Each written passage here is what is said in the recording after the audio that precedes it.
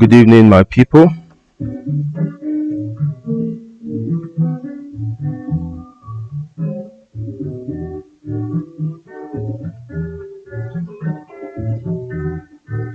It's a pleasure to have you again on the show, the Jagbajantis Show. Brought to you by Yeti's Kitchen.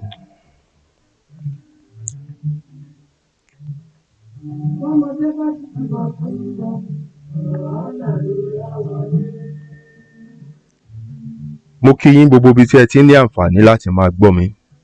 Ẹ ǹlẹ́, ẹ kú kalẹ̀.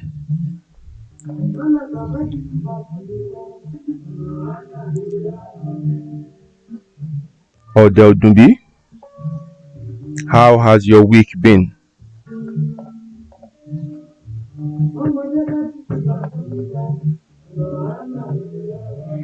Thank you, my lovely Ẹ̀gbọ́n. Ẹ̀gbọ́n Ṣẹ́gun, thanks for joining again tonight. My personal person, láti ayé láíláí. Ife, thanks for connecting tonight.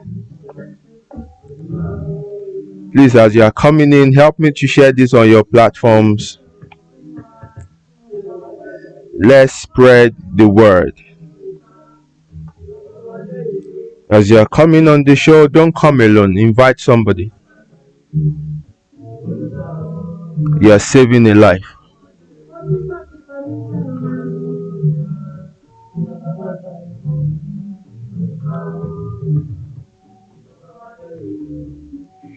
A máa gbádùn ara wa dọ́ba lálẹ́ yìí.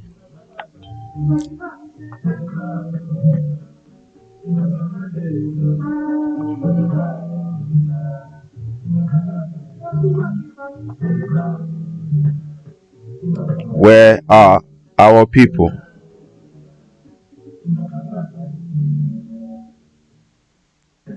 Ẹ bá mi pèrò wọlé o.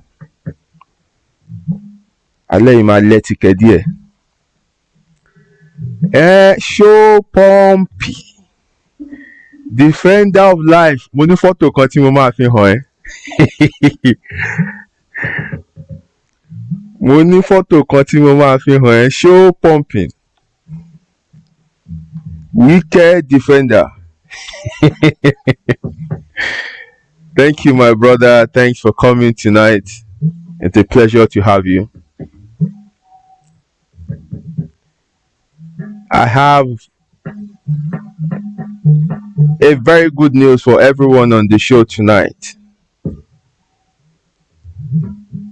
You know, we took on board your concerns or your request to have a phone-in section or a phone-in option that would help more people to contribute.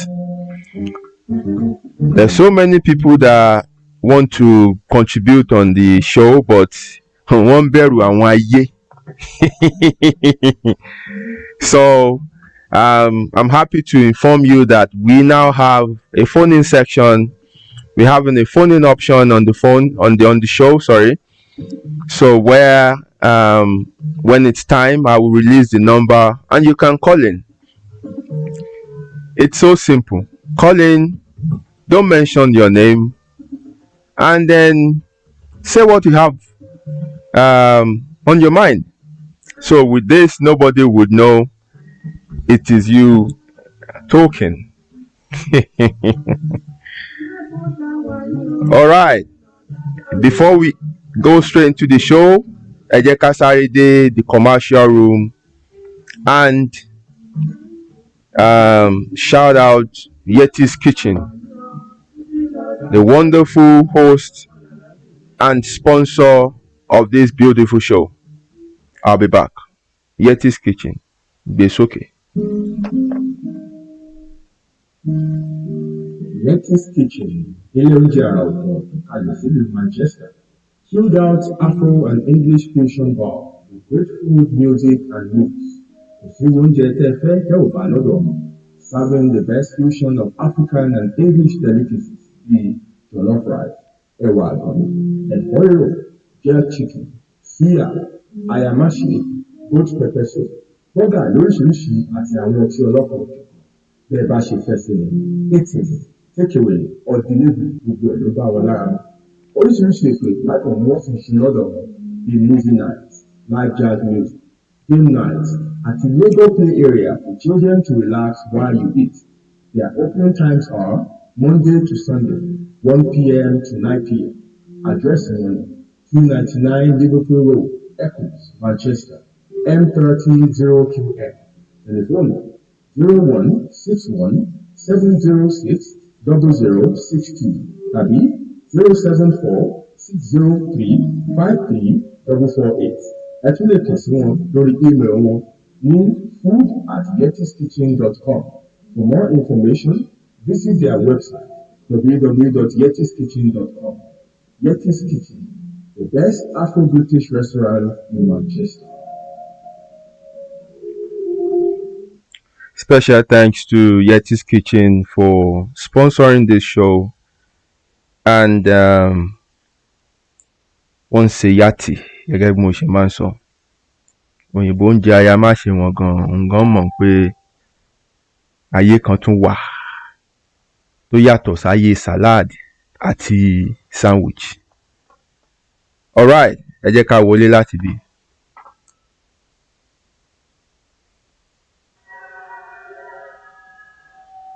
Yeah, my madam is saying, but if I call, you recognize my voice. O lè change yẹn náà, wọ́n ọmọ bọ́ ṣe ń dún bí àwọn ọlọ́sàn yìí ni.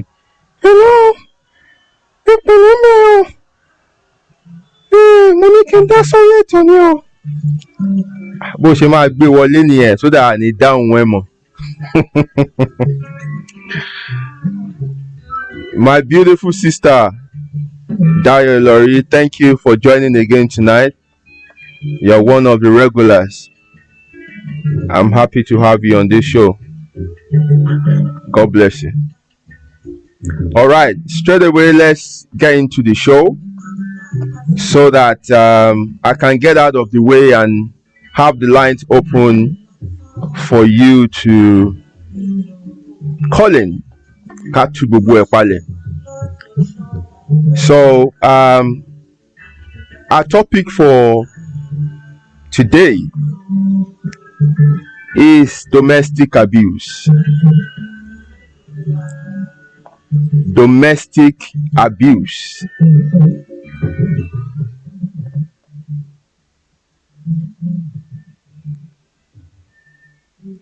What we often hear is domestic violence, but that's just a part.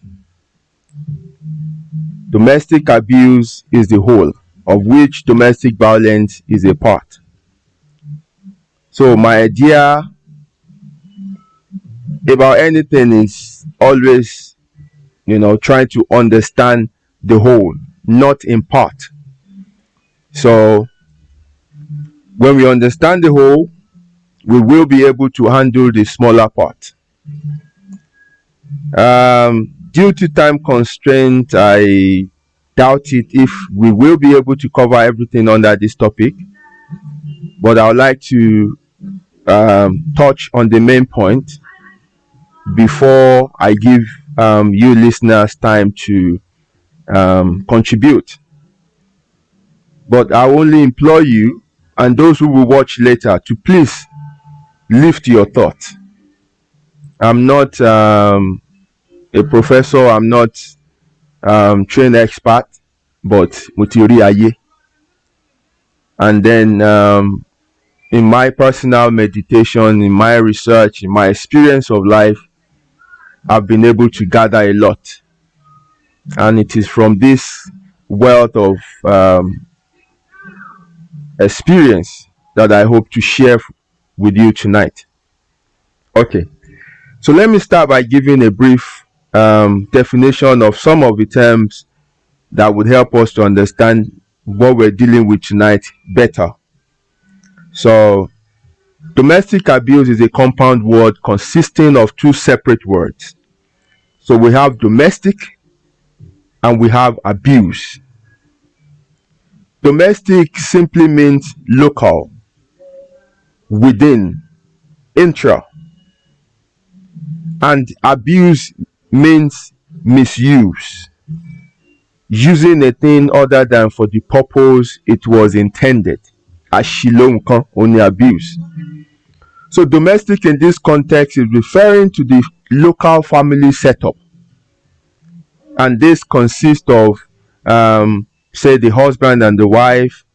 We can extend it to cover the husband, wife, and children, and we can further extend it to include husband, wife, children, and their house helps or domestic staffs. So put together, we can then say domestic abuse is any misuse that goes on within the local family setup, which can be between the husband and the wife only, or inclusive of their children and house helps. So I hope it's clear up to this point.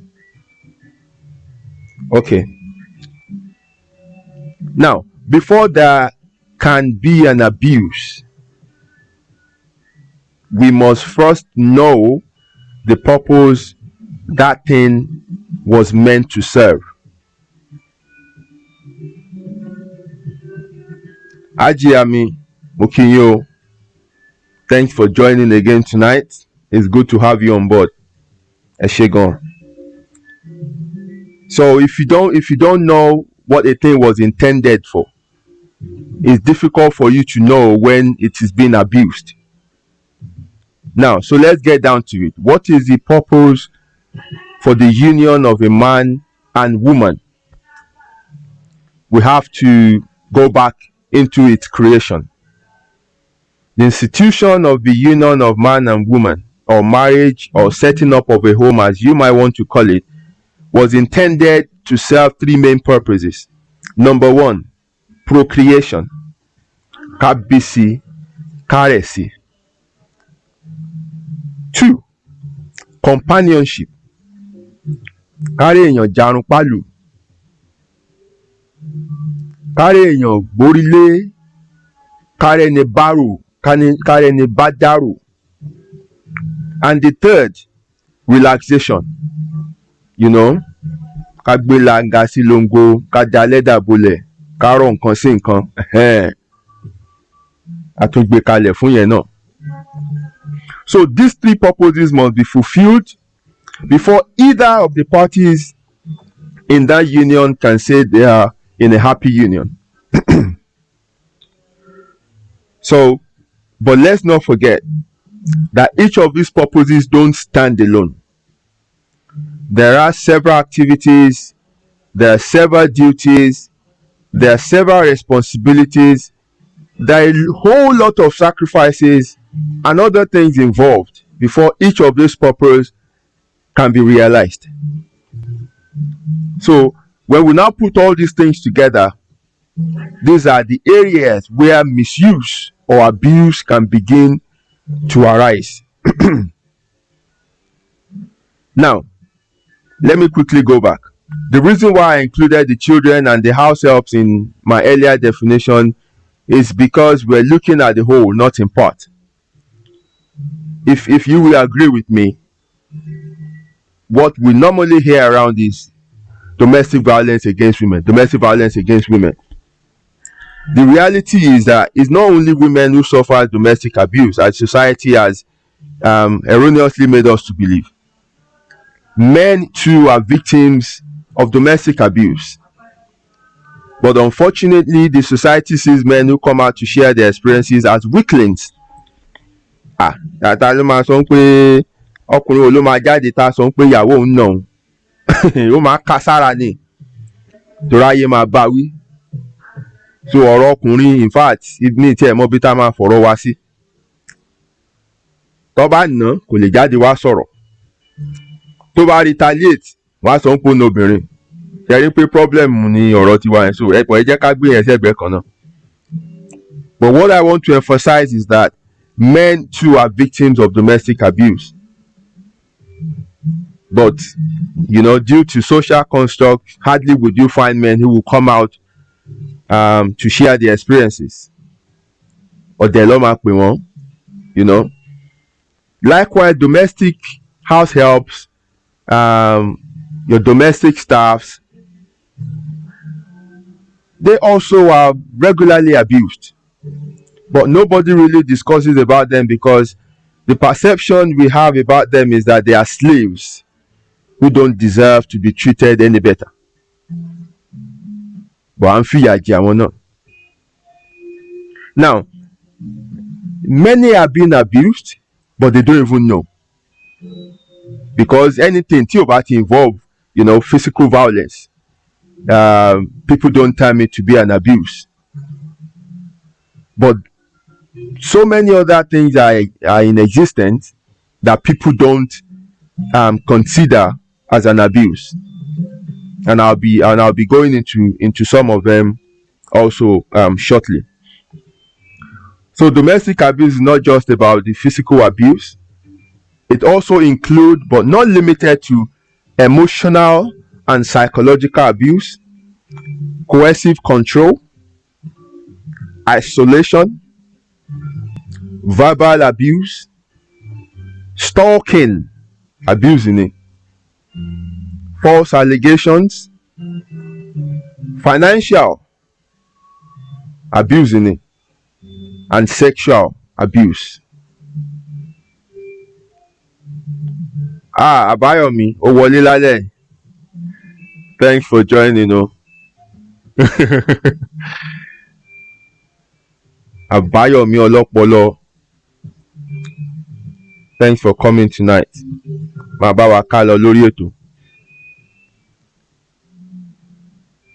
Now, everything I've mentioned are all forms of domestic abuse.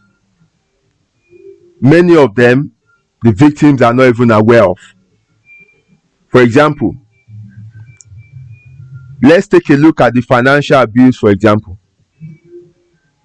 So in a home, in a family, you have one person totally controlling the family income and not allowing the other to spend any money unless permitted. You have one person running up huge bills, such as credit and store cards in other person's name, and purposefully defaulting on payment, abusing it. But some people will take it as love. So some people will say, "I own yoni, yoni." Egbonjide is saying something here. Body shaming, abuse, no, Nisa. Ben, you. It's true. Now, this is the problem. Let me quickly highlight that. We have some men. Sherry, emaja atanra gbogbo ala ni spec. Now, ọkùnrin tó mọ̀ pé spec òun lẹ̀pa ni. For some reason, ó wá lọ jam ọ̀rọ̀ bọ̀, ó wá fẹ́ ọ̀rọ̀ bọ̀ sílé. Everyday tó bá ti wá rọ́rọ̀ bọ̀ yẹn wà máa bá yẹn pa báà nìyẹn kàn tiẹ̀ ṣe wá ó kàn kúnlẹ̀ ṣá. Àwọn kàn kúnlẹ̀ bí ẹran fa èwo ìtumọ̀ gbogbo eléyìí. Everyday wà á máa pariwo mọ́. Go and slim down, go and slim down. Ó ti lè jẹun jù, ó ti lè jẹun jù. You are sleeping too much, exercise, dídìdì. Ọ̀gbẹ́ni, orí kó tó fẹ́ o. Ó ti tóbi wá kó tó fẹ́ o. Choice ẹnìyẹn ìwọ ló gbé. Àdògán kékeré tó gbé kòkó lárù, problem ẹnìyẹn. So, my advice now is marry your spec. Kó má ní ẹni ẹlẹ́ni lára nínú ilé. Wàá mọ̀ pọ́rọ̀ bọ̀ ní spec àwọn ọmọ tó thick. Ọmọ lọ wá wọn wà ń ta. Má lọ fẹ́lẹ̀ pa kó wá fẹ́ sílé tán kó máa pariwo. Báwo ṣe wá rí báyìí? Ó ti ẹ̀jọ́ housewife. Lọ put on weight. Kó wá máa kó ògùn fún kó máa mú máa wú. Má bàyé aláyé jẹ́ o. Marry your spec. Wáyé pọ́rọ̀ bọ̀ ló fẹ́ tẹ̀lé ọ̀rọ̀ bọ̀. Tó wáyé pé lẹ̀pa ló fẹ́ tẹ̀lé lẹ̀pa. Àlọ́bí tó tọ́ wọ́n pray fún wa sọ fún ẹ pé eléyìí ò dáa pé tọ̀hún ló dáa wá torí ẹ̀ lọ mú. Wàá ní problem. Arabita abuse ti ń bẹ̀rẹ̀ náà nìyẹn. I'll get into that shortly. torí wàá kàn máa rí ẹni yẹn ó máa irritate ẹ kò ṣẹ́ ẹ́ ó ń gbìyànjú the person is doing everything they need to do. wàá lọ máa pariwo mọ́ just because the person doesn't look like what you have in your head but orí bẹ́ẹ̀ kò tó fẹ́ o. The same goes for our women. Orí pé brother níkùn but àwọn tó like àwọn ọmọ tó ní six pack ló like tó jẹ́ pé wọ́n máa wọ ṣẹ́ẹ̀tì báyìí gbogbo ẹ̀ máa lè pamọ́ wọn lára ó wá lọ fẹ́ brother wá ń sọ pé ẹ kó gba jíìmù lọ àwo má pa ẹni ẹlẹ́ni o kó lọ máa gbérin ẹ̀mí ẹ̀ ò gbé o kó mu gúdà kó jẹ pepper soup kó jẹyán níbi 9 o'clock nǹkan tó ń fẹ́ nìyẹn orí kó tó fẹ́ o má wọlé tán kó bẹ̀rẹ̀ sí máa ní ẹlẹ́ni lára kó máa sọ pé ẹ dìá ikùn ẹ̀ yìí kí la máa ṣe sí báyìí all the time irritation ti ń bẹ̀rẹ̀ nìyẹn wọ́n á gbá ojú ẹjọ́ kan so make your life easy go for what suits you that's just by the way so Ẹ̀gbọ́n Jídé thanks for bringing that up I'll move on so kí ni mò ń sọ lọ so I was talking about I was citing examples of some abuses that people are not even aware of. So financial, where one person is controlling the entire finance of the home, is an abuse. Also, I mentioned isolation in my earlier examples. So an example of isolation is where one person is limiting the outside involvement of the other person such that he can't see the family, he can't see friends, he can't see work colleagues. They're not allowing them to attend any activity or function outside the home unless they are present. Díẹ̀ ní ṣíṣe níbi kan yẹn tí n bá ti báyìí lọ nìyẹn kó jókòó sílé. Work colleague can't give them a lift and drop them in front of the house. Pàtí fò jáde ta ló gbé báyẹn ó yá wọlé wọ́n ti lọ bá ẹ̀sùn àbí abuse ni. I've heard stories of people, of men, useless men, who will smell the pants and private of their women when they return home from work or when they go out and they come back home. Wọ́n fẹ́ gbóòórùn wò báyà wọ́n ti lọ bá wọn sùn ta. Abuse ni o. Abuse ni. And some people don't know. Wọ́n ní ó kíà fún mi ni kò kíà fún ẹ ó ń pọ́n ẹ lójú ni. Ẹ̀dá ò gbọ́dọ̀ máa gbélé ayé bẹ́ẹ̀. So remember what I said at the beginning. Always check every action against what the intended purpose is. Tó bá ti yàtọ̀ sí nǹkan tá a gbé kalẹ̀ fún wo kò sáníàní abuse ni straight up. I mean lè fún yín lófo. Okay, next let's move to causes of domestic abuse. But before I do that, let's quickly hit the commercial room and shout out Yeti's Kitchen.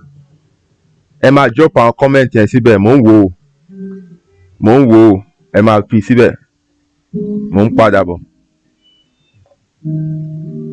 Yeti's Kitchen, ilé oúnjẹ àrà ọ̀tọ̀ kalẹ̀ sílùú Manchester, chilled out Afro and English fusion bar with great food, music and looks. Ìṣirò oúnjẹ tẹ́ fẹ́ tẹ́ ò bá lọ́dọ̀ wọn, serving the best fusion of African and English delicacies bíi jollof rice, ẹ̀wà àgbọ̀n, ẹ̀fọ́ rírò, jerk chicken, suya, ayamashi, goat pepper soup, bọ́gà lóríṣiríṣi àti àwọn ọtí ọlọ́kọ̀ ọ̀jọ̀kan. Bẹ́ẹ̀ bá ṣe fẹ́ sí rẹ̀, eating, takeaway or delivery gbogbo ẹ̀ ló bá wọn lára mu. Oríṣiríṣi ètò ìgbádùn ni wọ́n sì ń ṣe lọ́dọ̀ wọn bíi movie night, live jazz music, game night àti Lego play area for children to relax while you eat. Their opening times are Monday to Sunday, 1 p.m. to 9 p.m. Address wọn 299 Liverpool Road, Eccles, Manchester, M300QM. Telephone 0161 706 0062 tàbí 074 603 53448. Ẹ tún lè kàn sí wọn lórí email wọn ní food@yetiskitchen.com. For more information, visit their website www.yetiskitchen.com. Yeti's Kitchen, the best Afro-British restaurant in Manchester.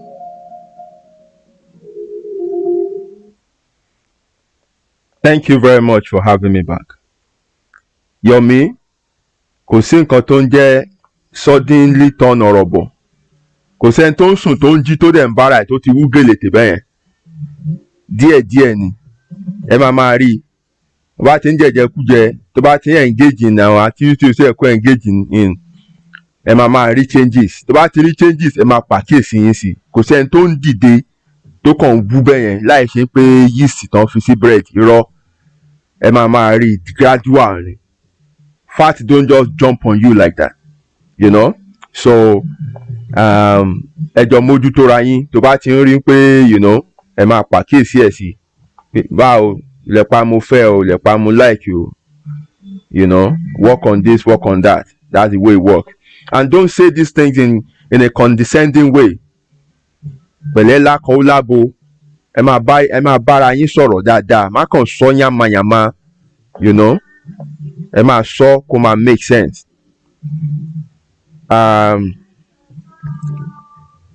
Domestic abuse is now becoming a fad.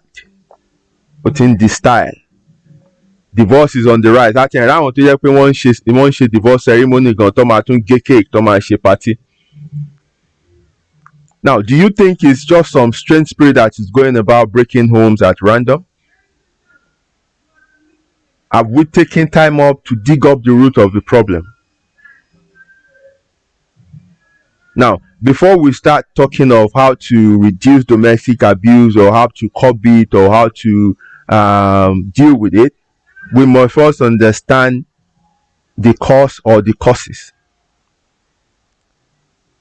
And from my own personal meditation, research, and experience, the simple cause of domestic abuse is irritation.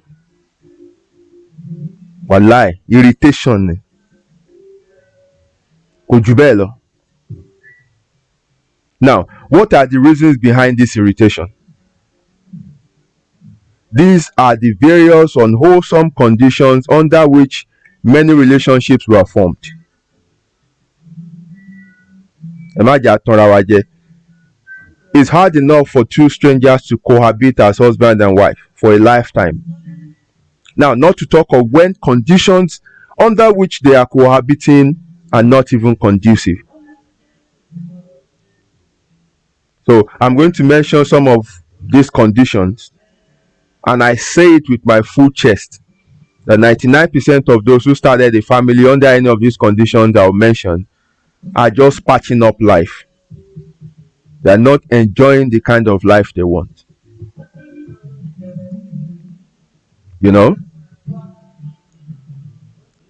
My sister brought up a very important point here. Yes, absolutely, I agree with you. We have to be realistic. When a woman gives birth, the body changes. So men have to be realistic. Thank you for mentioning that. But that also is not an excuse for women to daranu. Ẹ kú ara yẹn, ẹ palẹ̀ mọ́ ńlẹ̀. Tára bá ti jiná tán, ẹ palẹ̀ ara yẹn mọ́ ńlẹ̀. Ẹ má kàn dára yẹn lẹ̀. Pé bímọ kò mean wípé mi dẹ̀ tún fẹ́ lọ dípà lálẹ́ yìí o. Ó bà mí, ṣé ń lọ dípà ni? Mi ì fẹ́ mention àwọn kankan. Ẹ jẹ́ kí n fílẹ̀ bẹ́ẹ̀ náà máa padà wá. Tí n bá lọ wọnú ẹ̀mí side yẹn báyìí àti jáde ó máa le díẹ̀. Anyway, Let me mention some of the conditions under which some people got married. tó dẹ̀ pé wọ́n ti wà nú ẹ̀ báyìí irritation ó wá ń tú oríṣiríṣi nǹkan jáde. Number one, a person that was struggling to look after himself or herself tó wá lọ bẹ̀rẹ̀ family. Bàbá ńlá wàhálà ló kóra ẹ̀ sí o àti bọ́ra ẹ̀ ìṣòro ni. Then o wáṣẹ́ ò ríṣẹ́, the next one sọ pé wo ọjọ́ ń lọ o, age is not more on your side, you better just go and marry. Ọmọ wàhálà lọ tì ẹ́ sí. So for singles out there listening to me, regardless of your age, don't succumb to family pressure or manipulation to force you into starting a family when you cannot afford to. Rama gbọ́ àwọn statement bí go and settle down. Ọmọ wọ́n fẹ́ tì ẹ́ sí wàhálà ni o. Don't be deceived, there is no settling down when you start a family. It's a huge responsibility that can wear you out if you are not well prepared for it. So kò ń ṣe age nìkan ló fi ń determine pé èèyàn ti ready àti marry o. Àpò ẹ wàá yẹ̀ wò, ọgbọ́n orí ẹ wàá yẹ̀ wò, temperament ẹ wàá yẹ̀ wò. A lot of things are involved before you can say yes, I'm ready for this step. 2, some people have demanding careers and they don't want to give it up. Yet, motoribo marriage. What you don't know is that your career requires your undivided commitment.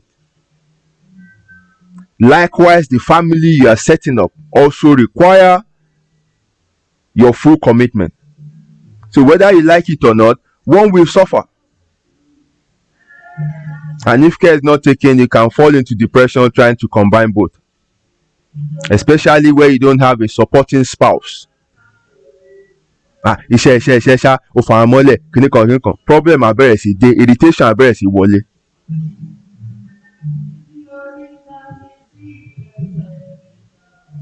Three, some people love their freedom.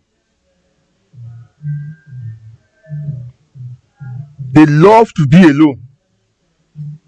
But somehow they bent to social construct when they love marry. Look, when you get married, the first privilege you lose is your freedom. Wàá sọnù ní guarantee bó o fẹ́ filẹ̀ wọ́n á gbà lọ́wọ́ ẹ̀. That privilege of freedom is immediately withdrawn away from you once you start a family. So àwọn tó ní issue o lè bá mi sọ bẹ́ẹ̀, mo lè jáde lọ tó bá wù mí, mo lè bá àwọn ọ̀rẹ́ mi lọ ìgbà tí n bá wọlé mo wọlé, problem ti ń bẹ̀rẹ̀ nìyẹn.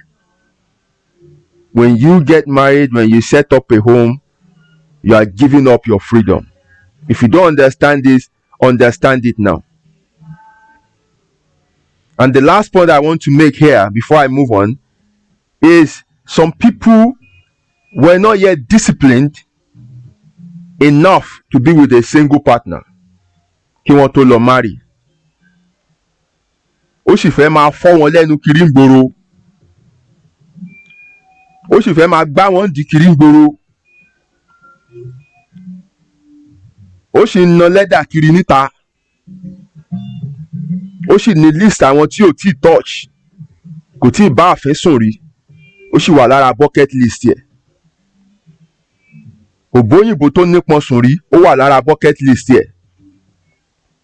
Kò tí ṣe threesome, ó wà ní bucket list yẹ. Gbogbo àwọn kìíní ló dẹ̀ hope láti achieve. Ó wá lọ marry.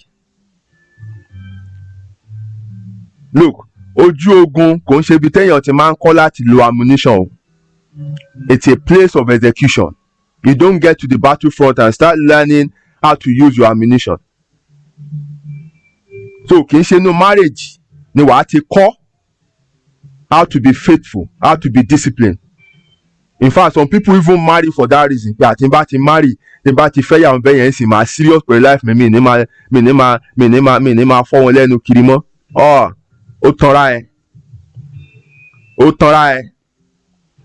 Because ọjọ́ tí madam bá sọ fún ẹ pé òun wà ní period òun ní kinní kan àbí abẹ́ kan ń kan òun àbí kinní kan ń ṣe òun lẹ́gbẹ̀ẹ́ ibì kan òun ò lè débẹ̀. Àbáwọn ń ṣe program ní church wọn káwọn gbààwẹ̀ 72 days. Wàá wọ̀ gbòòrò ayé lọ wàá ìgbà yẹn ló máa wò báyìí pé ọmọ wa kí ló ń wá fún wa, èmi ò lè dúró gbogbo rántí àti báyìí. Wàá wọ̀ gbòòrò ayé lọ ni. So some people got married when they were not even disciplined to live with a single partner. So if you are there as a single listening tonight, tó bá sì mọ̀ pé o sì fẹ́ ràn mọ́ ayé kiri, don't think of marriage. Ṣe gbogbo nǹkan tó fẹ́ ṣe tí kì gbogbo bucket list yẹn tán, tó bá rí wàhálà kó tó dìgbà yẹn o lè máa darí padà bọ̀. Otherwise wàá fún ẹni tó fẹ́ ní problem. Ìgbà yẹn ló máa mú fóònù kiri inú bathroom inú tọ́lẹ́tì gbogbo ẹ̀ mọ́ra bẹ́ẹ̀ yẹn wàá máa kọ́ pè é padà o lè sọ̀rọ̀ nílé gbogbo nǹkan kan bẹ́ẹ̀ yẹn. Tó bá dẹ̀ ti bí ẹ́ question ìgbájú ni wàá gbé fún wọn, irritation.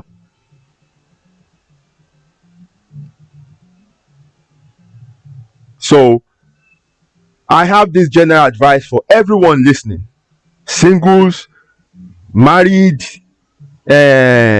newly wedded, ẹ̀gbọ́n mi yé o. For the singles, marriage is not compulsory. It's a choice.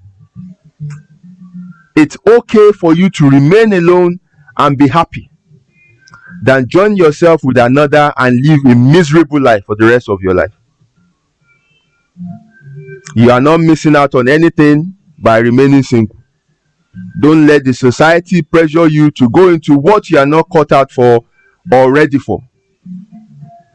Be free, be happy.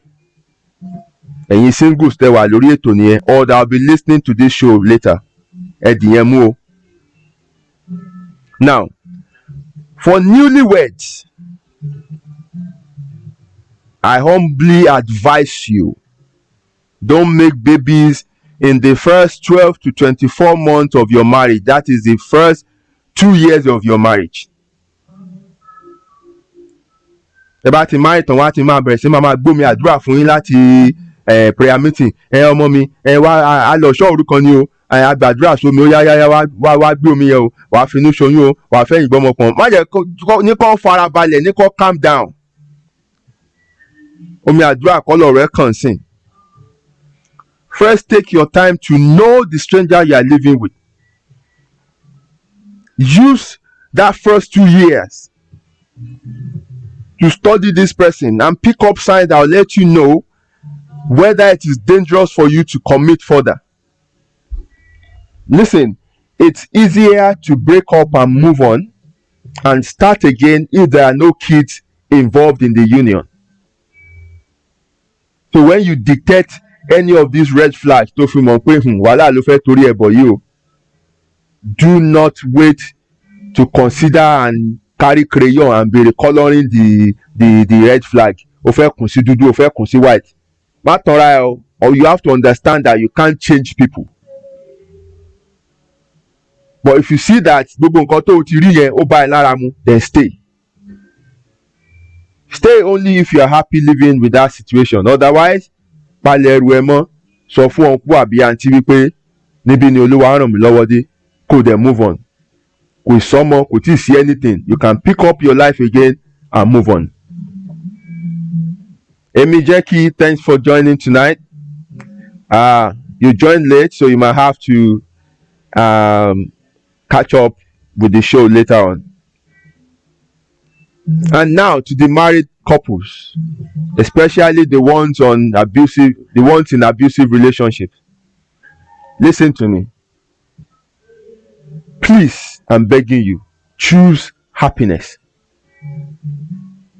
If you are in an abusive relationship, remove yourself immediately from any union that is causing you pain and misery.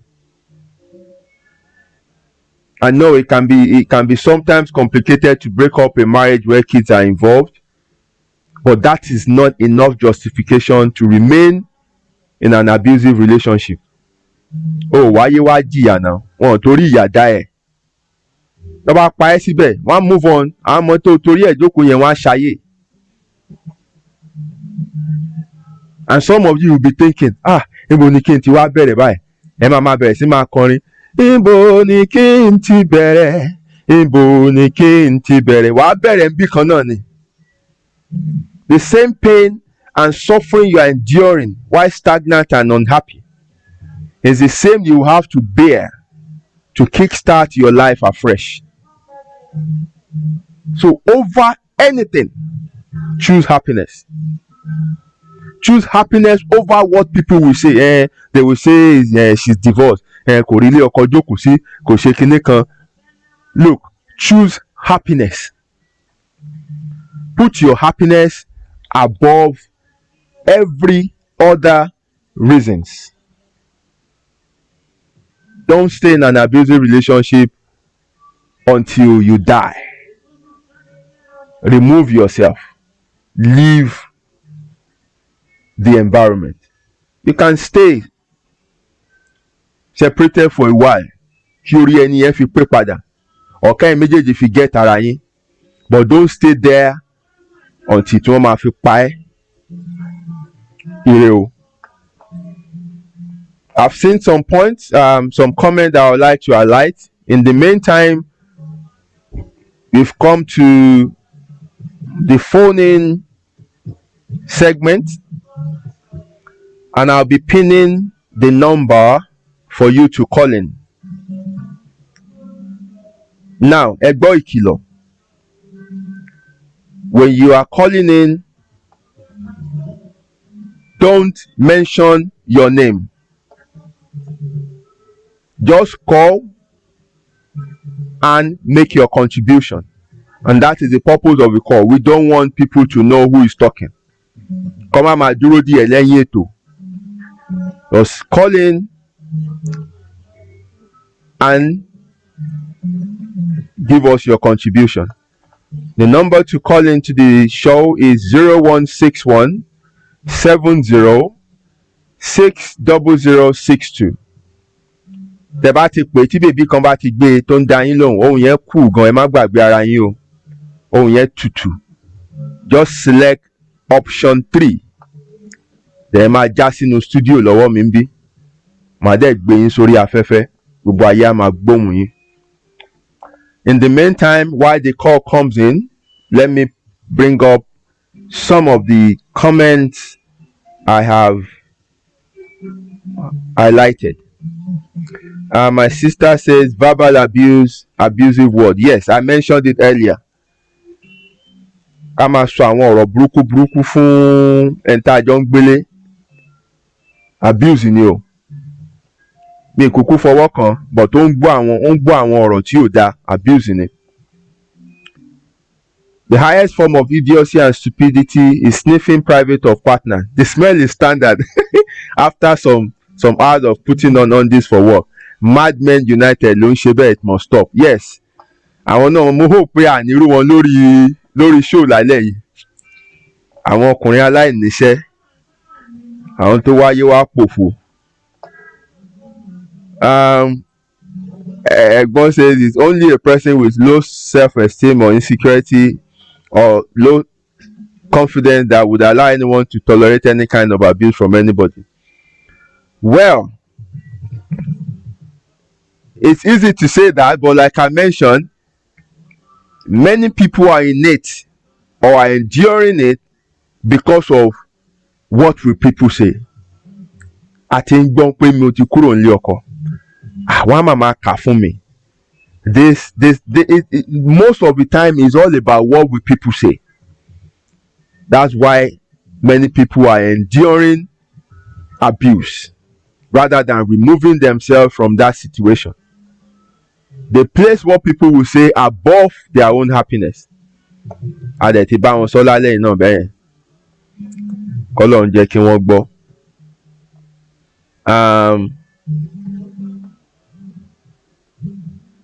Agreed, any man that abuses a woman after 2-3 kids is a senseless human being. Well,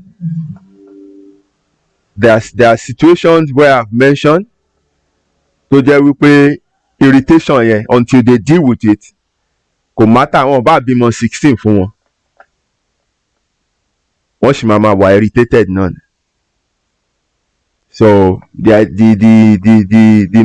most important thing is to deal with the cause of your irritation. Deal with the cause of your irritation so that you will not be abusing your partner. And this is also an important point that I didn't mention at all. Some domestic abuse is as a result of mental health issues. This is often downplayed. Yes, absolutely. A ní àwọn kan tó jẹ́ pé wọ́n ní gangan lára. Ẹ̀ẹ́dẹ̀ fúra nígbà tẹ́ ti ń court ó wá gbé sílé tán kínní ẹ̀ wá di full blown. Àbò sọ́wọ́ lẹ́ẹ̀kan ó wá show ẹ̀ ń kọ́lọ̀. So this is also something to consider. Mental health issues is also a reason behind domestic abuse. Torí ẹni ẹ bá ti fa super, then ó lè attack ẹni tó ń bá gbélé. Magic finger, Mr. Franklin Braithwaite, thank you for joining tonight. I see that you've been following the show for a while, but this is the first time you will be contributing. Thanks for joining. I appreciate you, my brother. Àwọn yẹn ń tẹ yàtì. Wọ́n tẹ anything tó máa dún. Ẹni tí wọ́n ń tẹ̀ ẹ má bí mi o. Wọ́n wà lórí ètò ẹ lè bí wọ́n fún ara wọn. Mr. Franklin, wọ́n ní kílẹ̀ ń tẹ̀. You can answer. Ẹnu mi kọ́ ni wọ́n ti máa gbọ́ ń tẹ̀ ń tẹ̀. Wọ́n ń tẹ̀ ṣége.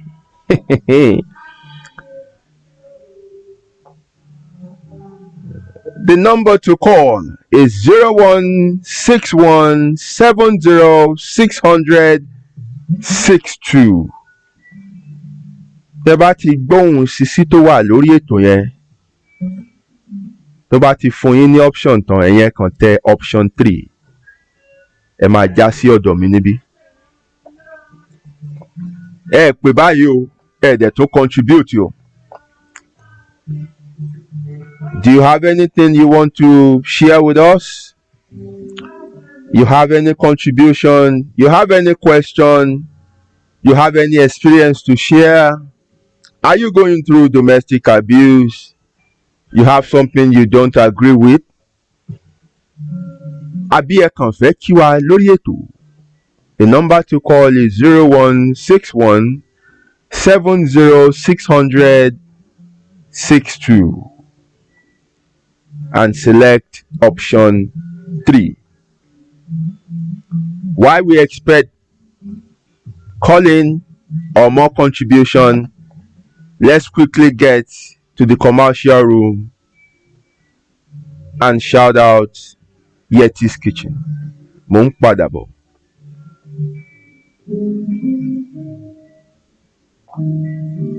Yeti's Kitchen, ilé oúnjẹ àrà ọ̀tọ̀ kalẹ̀ sílùú Manchester. Chilled out Afro and English fusion bar with great food, music and movies. Kò sí oúnjẹ tẹ́ fẹ́ tẹ́ ò bá lọ́dọ̀ wọn. Serving the best fusion of African and English delicacies bíi jollof rice, ẹ̀wà àgbọ̀n, ẹ̀fọ́ rírò, jerk chicken, suya, ayamashi, goat pepper soup, bọ́gà lóríṣiríṣi àti àwọn ọtí ọlọ́kọ̀ òjọ̀kan.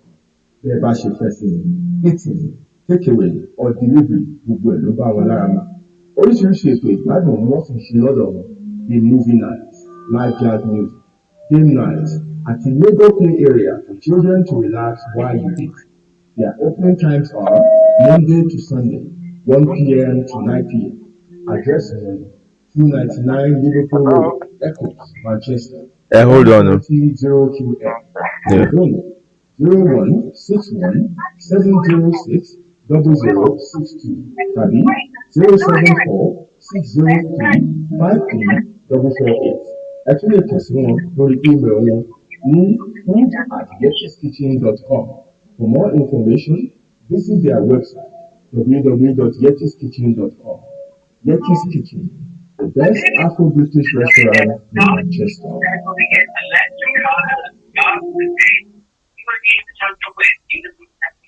Thank you very much. We have a caller on the show. Hello, caller. Okay. Hello. Hello, sir. A ní ká kí àwọn olóòtú àti atọ́kùn ètò yìí ni. Wọ́n ń gbọ́ yín o. Ẹ ṣé o. Ọgbọ́n tẹ fi ń gbé kíní ìkàlẹ̀ òní bíbàjẹ́. Àmín. Agbára máa lọ ọ̀tún lọ́jọ́ yọ ọ̀tún la máa yọ. Àmín o. Ọ̀rọ̀ tá à ń sọ lónìí nípa domestic abuse. Yes. Ọ̀rọ̀ ńlá ni. Ó dẹ̀ jẹ́ wípé báwọn Yorùbá ṣe máa ń sọ ó nídìí kéèyàn fi eégún òtòlótó. Yes. Bí àwọn àgbààgbà ṣe máa ń sọ pé sùúrù la fi ń ṣe ọkọ obìnrin. Sùúrù náà yẹ fi ń ṣe ọkọ ọkùnrin. Àwọn nǹkan tó yẹ kí gbogbo àtàwọn tí wọ́n fẹ́ wọnú relationship àbí marriage kí wọ́n mọ̀ tó dàbí ẹni pé ó fẹ́ dàbí òótọ́ ọ̀rọ̀ níbo fẹ́ dàbí ìsọkúsọ náà lẹ ti yọ̀nà náà ẹ̀. Ìpè kò wọ́n ń fi ìtìjú ṣe nǹkan wọ́n ń fi kárí mi ṣe nǹkan. Tí wọ́n bá ti mọ̀ pé one kíní yìí mo fẹ́ ṣe gbìyànjú láti ṣe dáadáa. Ẹni tó bá fẹ́ mọ̀ ẹni tó bá lo fẹ́fẹ́ tó nífẹ̀ẹ́ tọkàntọkàn ọ̀tọ̀ nífẹ̀ẹ́ ọ̀tọ̀ ní respect. There's a lot of disrespect in marriages ẹ pé ó máa ń dá ọgbẹ́ sí mi ní ọkàn máa ń pè kí ló dé kí la gbé kí lẹ jù. A gbọ́dọ̀ máa ọ ní oko ìjẹ́bi ọba tọmọ kó má lálà. Even gan ní relationship a gbọ́dọ̀ máa mọ̀ pé gbà fún mọ́rin ni gbà fún gbàgà àyè ń ká kò gbọ́dọ̀ wà gbọ́dọ̀ maintain that safe. Yes. Safety net ourselves. So that at the end of the day a ò ní máa nira lára ní ayé gan ó ti ní ìnira jù ká tún máa nira lára lọ́kọ àti ìyàwó mú àwọn èèyàn tó yẹ pé àti wábílé láti ibi iṣẹ́ gan wàhálà lọ́kùnrin lóbìnrin kí wàá làwọn bá ká.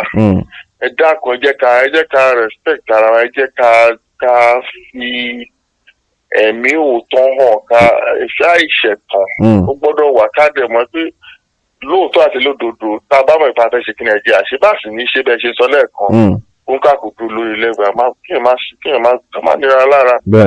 Abuse yẹn pọ̀ lóríṣiríṣi ọ̀nà àti tó sọ nípa mental health ẹ̀dá lọ́ọ̀bù tó jẹ́ kí wọ́n ní mental health táwọn gan ò tiẹ̀ mọ̀.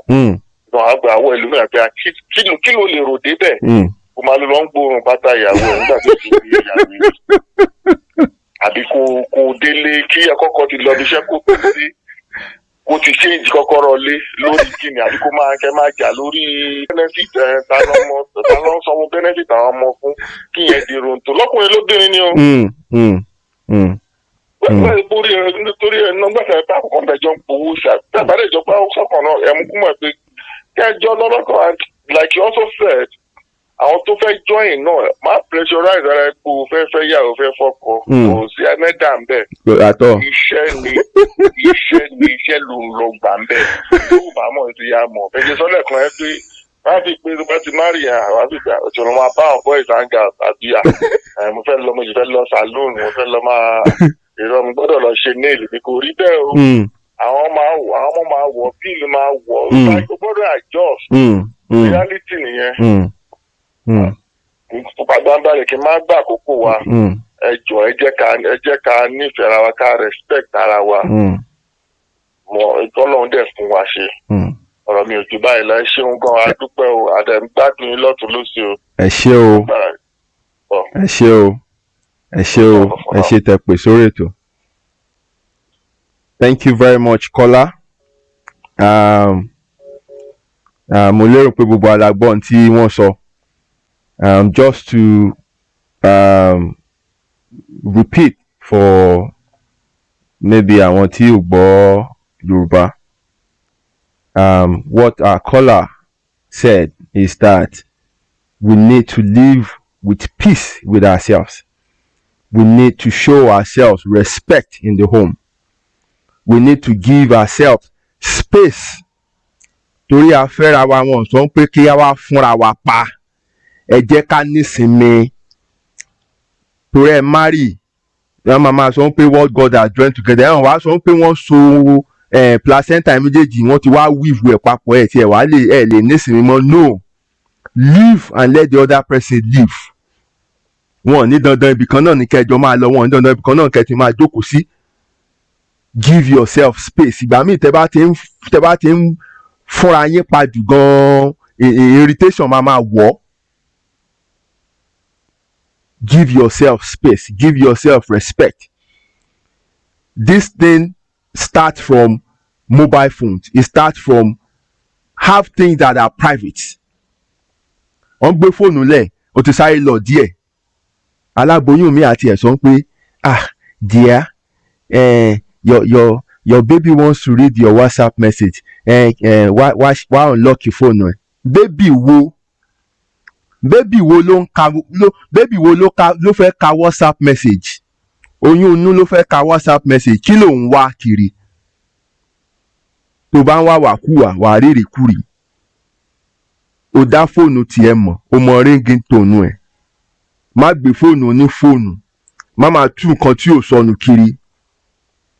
Give your husband or your wife space.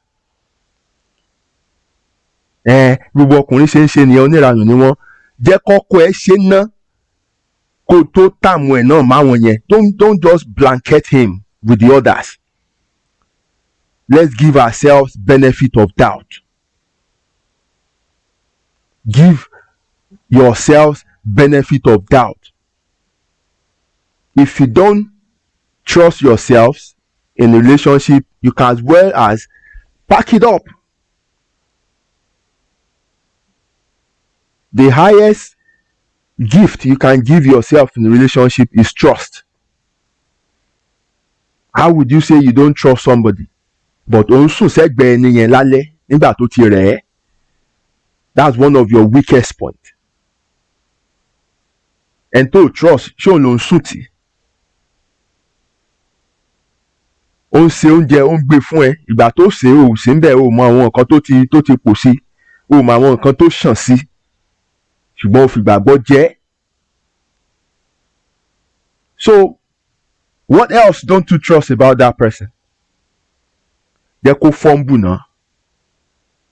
Kó tó di pé o ṣẹ̀ṣẹ̀ wá change the tactic. Give yourself space. Show love. Show respect. Kẹ́ fi lè gbégbé ayé àlàáfíà. For people or couples who are having báyà finance ló ń dá problem wọn lẹ̀ ń lé all the time, ẹ jókòó kẹ́ adjust. You must know what the cause of the irritation is. That's how you can attack domestic abuse. It is caused by irritation. Kí ni irritation yẹn? What is your own type of irritation? Because there are several ones. Find it, sit down and talk about it. Ẹ bá dẹ̀ ti rí pé kò ṣeé yanjú, ọ̀gbẹ́ni ṣàtò ṣe ṣàánú ẹrù ẹ, kí trailer wá bẹ kó yòókù kó move on. Kán tó pa ẹ́, kán tán bá pa ẹ́ wọ́n máa move on. And for women, please make the home conducive for your men to come back to. Àmọ̀yé ọkùnrin tó jẹ́ pé tó bá ti ṣe tán bíṣẹ́, barbing salon lọ ń jókòó sí. Now tí COVID ti ẹ̀ wà, wọn ò rí bí lọ mọ́, lọ ṣe ń wálé, ilé wa ro bí wèrè. Barbing salon lọ máa darí sí. Wọ́n wá wọlé ńgbà tó lóró bá ti sùn. Wọ́n máa tiptoe wọlé náà ni. Kó dẹ̀ ti di àárọ̀ ọjọ́ kejì. Wọ́n ti múra. Ẹlòmíì gan òdì boxer short ló máa wọ̀ kúrò nílé. Ó dalẹ́ kó tó mọ̀ pé òdì boxers ló ń wọ̀ kúrò nílé. Make the home conducive for them. Tẹ́ bá dẹ̀ ti rí pé ọ̀rọ̀ wọ̀, ẹ má nira yín lára, kò ní pẹ́ ẹ ń ṣe just because of what society will say. You deserve to be happy. Everybody deserves to be happy in this life. Don't stay where you are not happy just because of what people will say. Ayé ìfẹ́lẹ́, ayé ìkéré, ẹ̀kan tá a dẹ̀ máa gbà kọjá ni. Don't live life as if it's a rehearsal and then you have another opportunity to now act on a live stage. You are acting already. And you have this one chance to have this experience. Be happy. When you are caught into bá ti ń pẹ́ tó ń fẹ́ ìwà ẹ̀ ó máa ń ní kánkán arẹ́rìn lẹ́nìí á ṣe kínní kan lọ́la abẹ́ síwájú abẹ́ sẹ́yìn mọ̀ pé ó dà pé ó ń gbá lórí ẹ̀ o. Má fẹ́ o. Ó là ń pariwo ń sìn má fẹ́ o. Torí ọjọ́ torí máa lọ touch. Ó máa ti nǹkan bò ẹ́ lára. And for our men, society tells men not to talk. That men have to be strong. Tí madam bá ń gbá yín lójúlé, or that they're showing you any form of any of the other forms of abuses that we've mentioned, don't keep quiet. Speak out. Seek help. You are not weak for speaking out. Àìlè sọ̀rọ̀ ara àwọn ingredient orí burúkú ni o. Kí èèyàn kú ẹnu ara ingredient orí burúkú ni o. I read on a forum few weeks ago of a guy who was asking people around where he can start training for maybe boxing or karate or whatever thing, because his wife is always beating him and is not strong enough to fight back. So now he wants to learn and is asking for a recommendation of where he can learn boxing or karate around this area. I think somewhere Surulere in Lagos or somewhere like that. Kẹrin pé ìyẹn ti di gòbé báyìí. Ọjọ́ wo ló tó fẹ́ kọ́ boxing, ọjọ́ wo ló tó fẹ́ mọ̀ jà. Ọ̀rọ̀ burúkú tó ń tẹ̀rín. Ṣé madam gan ò ti ní pa kó tó mọ boxing jà báyìí? Tó bá ti ń gbọ́ dáàdi wa ẹ̀ jìyà. Dáàdi wa ẹ̀ jìyà mò ń kìlọ̀ fún yín last warning rẹ o. Ọ̀gbẹ́ni wá ìrìnkúrìn ẹsẹ̀ o. Mi ní sọ jù bẹ́ẹ̀ lọ o. My sister here says, my sister Oseyi Ese says, that's so true. Trust is the foundation on which relationship is built. That is it. Trust. You don't trust a person, you have no reason staying with that person. It's just a bloody waste of time. Lack of trust la mú ẹ máa gbóòórùn abẹ́ ìyàwó ẹ̀ tó bá ti dé láti ta ń pé bóyá wọ́n ti fọ́ lẹ́nu. Lack of trust la mú ẹ máa dúró sẹ́yìn ilẹ̀kùn tó bá ń sọ̀rọ̀ when he's on the phone. Ta ló ń bá sọ̀rọ̀? Ta ló ń bá sọ̀rọ̀? Kí ló sọ? Ta nìyẹn ná? Ta nìyẹn ná? Kí ló kàn ẹ́? Ṣọ́ pè ẹ́ sí i. Lack of trust. Wọ́n máa sọ fún ẹ wípé if you love me, I need to know your password. I need to be checking your message. Kí ló dé? Give the person space. You too have your own space. Ẹ fi ìfẹ́, ẹ fi bára yín lò.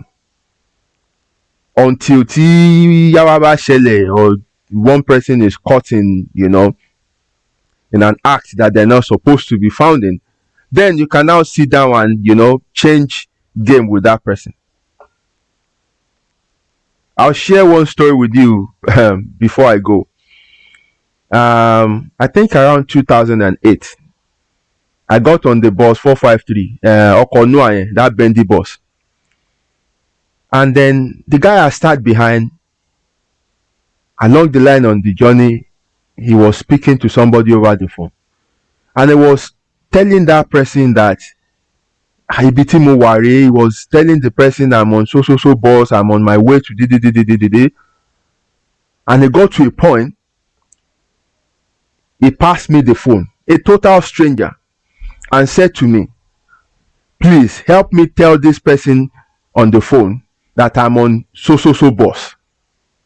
So I took the phone as well and said to that person, yes, he's on bus 453. We're currently at Old Kent Road. Then I passed the phone back to the person.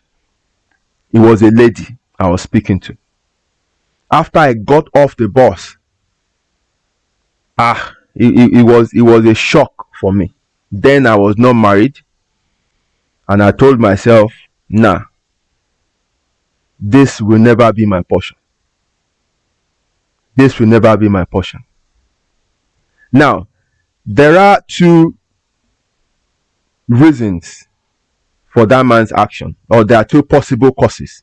Number one, it could be that the man himself has done or has breached the trust of the lady several times. Tó wá jẹ́ pé tó bá kí wọn káàárọ̀ gan, wọ́n máa kọ́kọ́ ká window, wọ́n á yẹ̀ta wò láti rí pé àárọ̀ gangan nìkan tó dá lóhùn. So it could be that he has lost all his trust credit. Ó ti ná tán. Or it could be that he's living with his God. Ọlọ́run ẹ̀ ló ń gbé pẹ̀lú. Ó dà pé ó ti yé yín bẹ́ẹ̀ yẹn.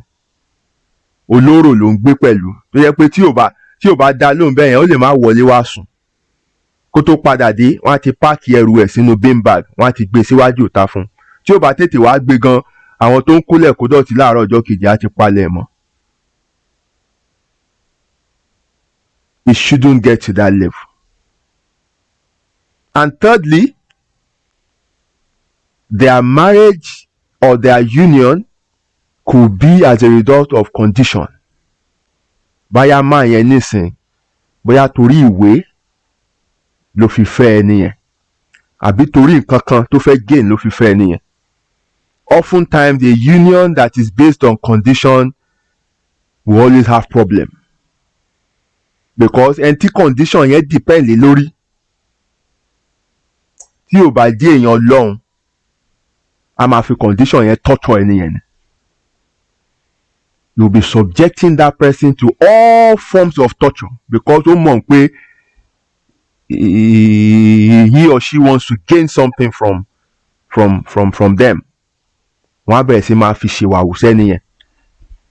If you know what some men go through, all because of, sorting out their papers, nítorí wọ́n rí nínú ilé, ó terrible o. Ó terrible, wọn ò dẹ̀ lè sọ̀rọ̀ because condition tí wọ́n bára wọn ni. Ṣùgbọ́n èmi máa ń tẹnu mọ́, ojú òkè ń pọ́n kìnìún nígbó kó jẹ koríko. No matter how hungry a lion is, he will never eat grass. You should have some dignity for yourself. You shouldn't stay in a relationship or in a union or in a place where you are being subjected to inhuman treatment for whatever thing you might be after. Tó bá ti mess up dignity ẹ for whatever thing, is not worth it. It's not worth it. My sister says those actions actually provoke some men. Well, I don't get what. Okay, yeah, maybe the action of checking phones and stuff like that. Yes, it's annoying. It is annoying, and men to provoke men to be abusive. Yes, you're absolutely correct. Absolutely correct. I become a màlúù brother. Bẹ́ẹ̀ni, my brother, it's not worth it. It's not worth it. Wọ́n bá ti mọ̀ pé condition ló fi dúró, àwọn afojú ẹ̀ ráre gan o. Afojú ẹ̀ ráre. Ó máa bẹ́tà kó wẹ́ tó jẹ́ pé ó nífẹ̀ẹ́ gan. Ó nífẹ̀ẹ́ for who you are. Ó dẹ̀ ready àti ṣe nǹkan tó fẹ́ fún ẹ rather than ẹni tó lọ jókòó tí nítorí condition a máa fojú ẹ̀ ráre. Àwọn tó kàn ló mọ̀ o, but I've heard stories that honestly are very sad. They're very, very sad stories. Anyway, we're still on the show. You can still call in on 0161706062. Select option 3 and Emajasuri Etumbi. In the next 15 minutes, we will be rounding up the show. If we have anyone that wants to call in and contribute on the show. In the meantime, let's quickly get to the commercial room where Yeti's Kitchen is waiting for us. Yeti's Kitchen, Hillion at Manchester. Chilled out Afro and English fusion bar with great food, music, and food. Serving the best fusion of African and English delicacies, be jollof rice, ewa agoni, eforo, jerk chicken, suya, ayamashi, goat pepper soup, burger lóríṣiríṣi àti àwọn ọtí ọlọ́kan òjọ̀kan. Bí ẹ bá ṣe fẹ́ sí ni, eating, take away, or delivery, gbogbo ẹ̀ ló bá wọn lára mu. Oríṣiríṣi ètò ìgbádùn wọn fi ṣe lọ́dọ̀ wọn bíi movie night, live jazz music, game night, at the Lego play area for children to relax while you eat. Their opening times are Monday to Sunday, 1 p.m. to 9 p.m. Address in 299 Liverpool Road, Eccles, Manchester, M300QF. Telephone 0161 706 0062. Tabi 074 603 53448. Ẹ tún lè kàn sí wọn lórí email wọn ní food@yetiskitchen.com. For more information, visit their website www.yetiskitchen.com. Yeti's Kitchen, the best Afro-British restaurant in Manchester.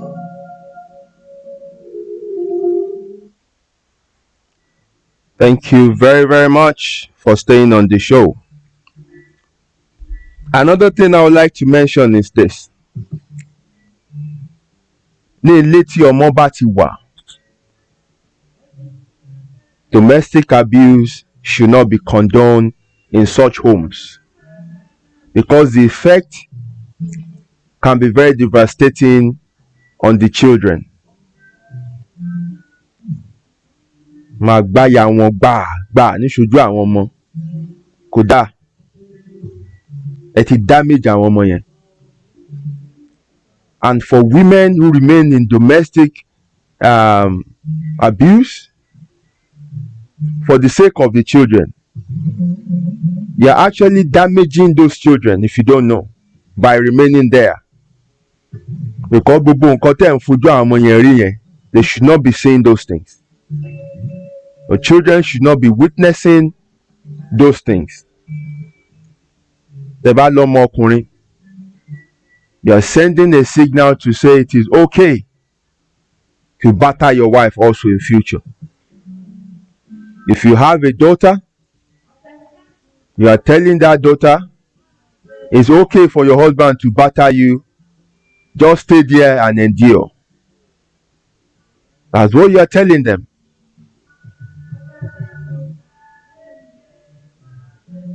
So it's not ideal to have your kids witness domestic abuse. And also, the kids themselves should not be abused. There are so many ways we were raised. Tó jẹ́ wípé kì í ṣe ìwà dáadáa. We shouldn't repeat such in the life of our children.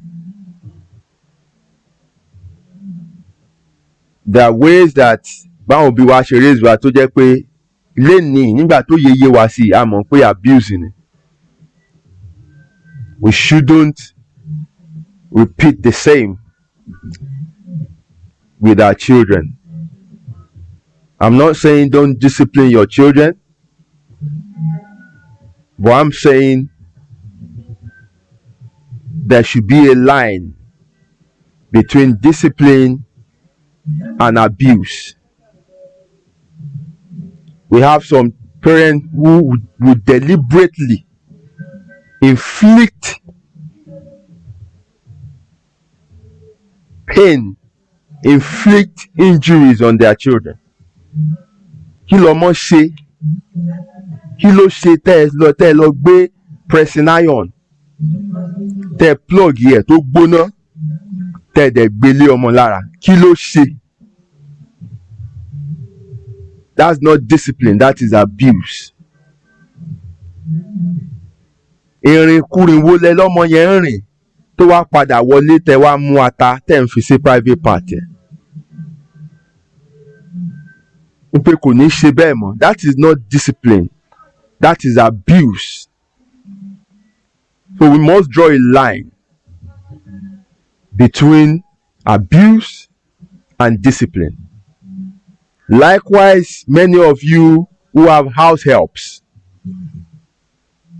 I beg you in the name of whatever you believe in,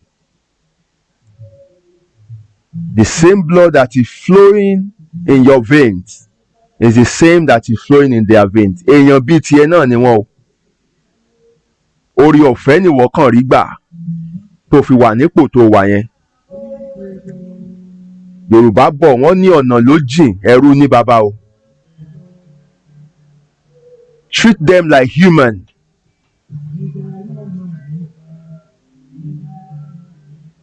Tó bá ti ṣiṣẹ́ tán ṣe tán, jẹ́ káwọn náà jókòó bí èèyàn, káwọn náà kọ́kọ́ mix pẹ̀lú yín. Owó iṣẹ́ ló ń san fún wọn, kì í ṣowó ẹ̀mí o. Ẹ yé fojú wọn ráre o. Ayé ìlàwà o àti rọ́mọ ọba tó padà dẹrú o. Àti rí ọmọ ọ̀gá tó padà ṣẹrú ọmọ ọ̀dọ̀ wọn o. Ayé ìlàwà o. Ìgbà máa ń yí o. Because they are your house help does not mean you should treat them like your footmat. Èèyàn làwọn náà o. Èèyàn ni wọ́n o. And for those of you who uses underage house helps, abuse ni o, child abuse. Child abuse. Tẹ́ máa lu àwọn ọmọ ọ̀dọ̀ kékeré. They should be in school. Àtẹ̀yin òbí náà tẹ́ ń fi àwọn ọmọ yín ṣe àwọn ọmọ ọ̀dọ̀ tó ń sanwó fún yín lórí wọn. Abuse ni o. Children should not become breadwinners in the home under any circumstance. That's why you should only give birth to children that you are capable of taking care of. Ẹ má bímọ tẹ́ ẹ lè tọ́. Kẹ wá bí wọn tán. Kẹ wá gbégbá lé wọn lórí kẹ́ni kọ́ máa kiri ọjà lọ. Abuse ni o. I know many people who are involved in this kind of practice are not on this kind of show. I know that. But we can spread the word. Children of school age that are on traffic hawking are being abused. Àmọye irú wọn tí mọ́tò ti gbá. And as shameful as this is, we have some government officials who will still wind down in their jeep to buy snacks from these children on the traffic. Ọmọ tó yẹ kó wà ní school. Ẹ bàlújẹ́. àwọn ọmọ ń ráre wọ́n ń kiri ọjà lórí títì ẹ tún ń wind down glass ẹ tún ń ra gálà lọ́wọ́ wọn. Ayé yín ti bàjẹ́, ayé yín ti bàjẹ́. Gbogbo àwọn ọmọ tí yín dẹ̀ wọ́n wà ní top schools tí ò sí ní Nàìjíríà wà lábúrò tó wà Nàìjíríà àwọn top schools yẹn private schools yẹn ni wọ́n lọ tó ti ń san $500,000 per term. Ẹ ti bà yé àwọn ọmọ mẹ̀kúnnù jẹ́ sígboro. Ìyà máa jẹ yín náà o. When these children that you've abused and refused to provide for are awake, ẹ̀yin náà ò ní lè sùn o. When they are hungry, when hunger is keeping them awake, you that are well fed also will not be able to sleep because wọ́n á jí yín sílẹ̀. Èpè kọ́ fact ni mò ń sọ. So this topic does not involve husband and wives alone. Like I mentioned earlier, it's domestic, and that is everything within our locality, everything within and around us. Tó bá dẹ̀ jẹ́ wípé ọmọ family náà wá gbé lọ́dọ̀ ẹ̀, if you have relatives staying with you, please treat them with dignity. Treat them as if they were or they are your own children. If you can't do that, send them back.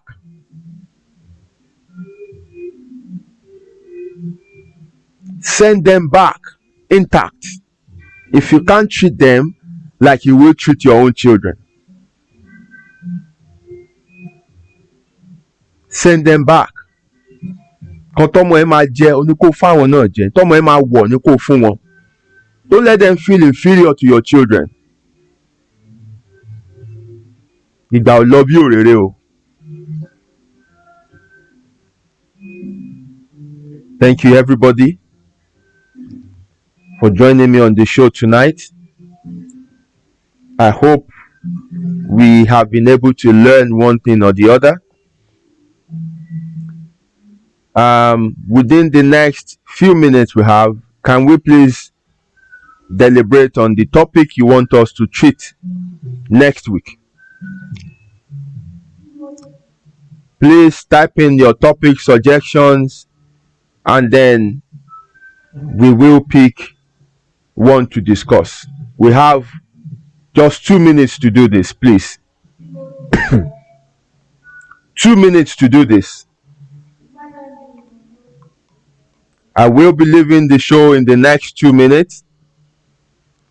Please give suggestions of topic you want us to treat next. Type it in the comment section.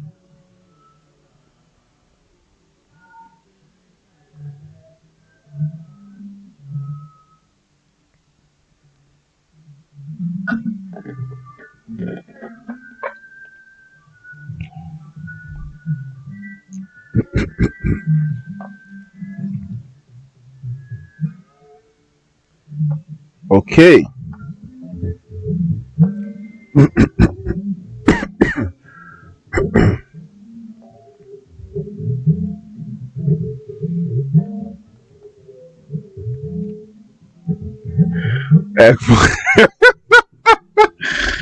Consequences.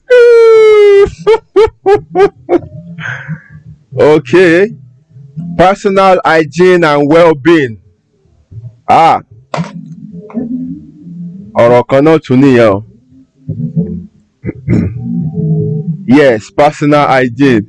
Irú ẹ̀ pa àwọn kan wọ́n ti ṣe yín jàǹbá.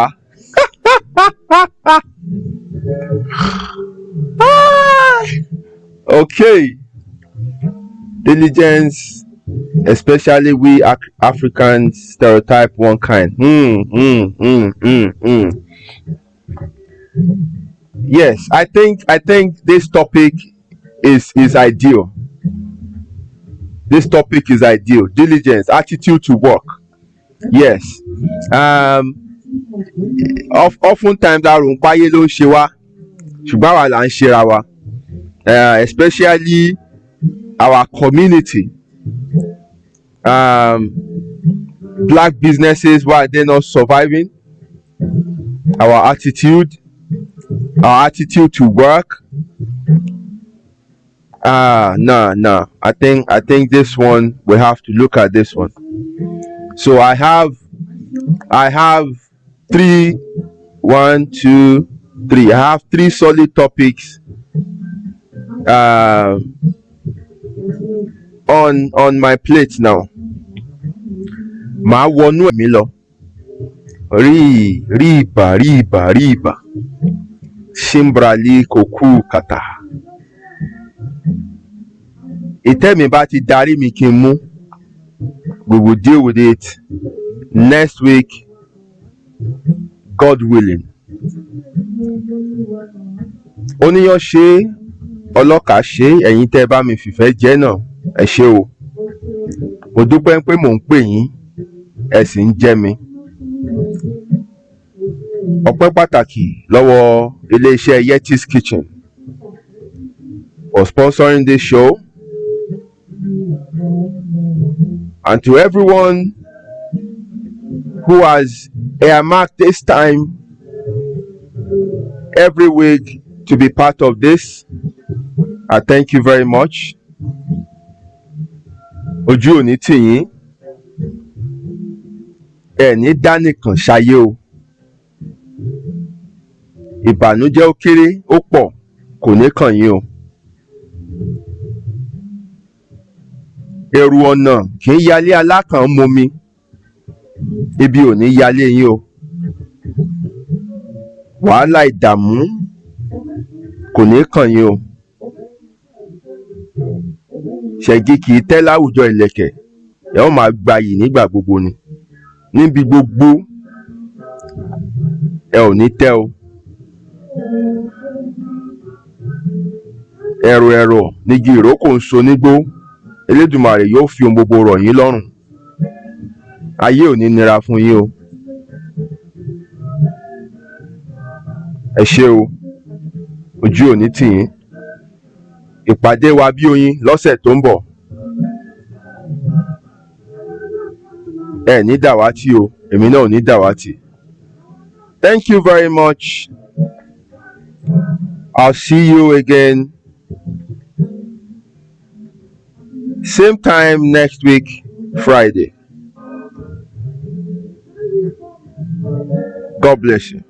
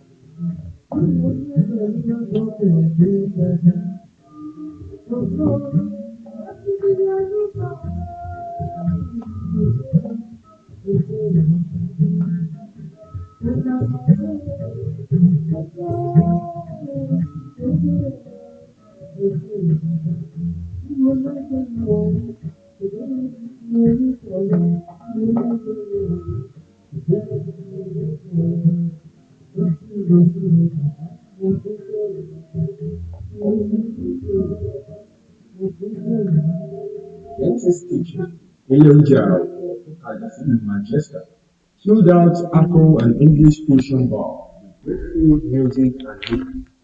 Fún oúnjẹ tẹ́ ẹ fẹ́ ẹ ò bá lọ́dọ̀ wọn. serving the best fusion of African and English delicacies, the jollof rice, ẹ̀wà àgànyìn, ẹ̀fọ́ rírò, jerk chicken, suya, ayamashi, goat pepper soup, bọ́gà lóríṣiríṣi àti àwọn ọtí ọlọ́kan òjọ̀kan bẹ́ẹ̀ bá ṣe fẹ́ sí ni. Eating, takeaway or delivery gbogbo ẹ̀ ló bá wọn lára mu. Oríṣiríṣi ètò ìgbádùn ni wọ́n sì ń ṣe lọ́dọ̀ wọn bíi movie nights, live jazz music, game nights, at the local play area for children to relax while you eat. Their opening times are Monday to Sunday, 1 p.m. to 9 p.m. Address them 299 Liverpool Road, Echo, Manchester, M130QN. Telephone 0161 706 0062 tàbí 074 603 53448. Ẹ tún lè kàn sí wọn lórí email wọn ní food@yetiskitchen.com. For more information, visit their website www.yetiskitchen.com. Yeti's Kitchen, the best Afro-British restaurant in Manchester.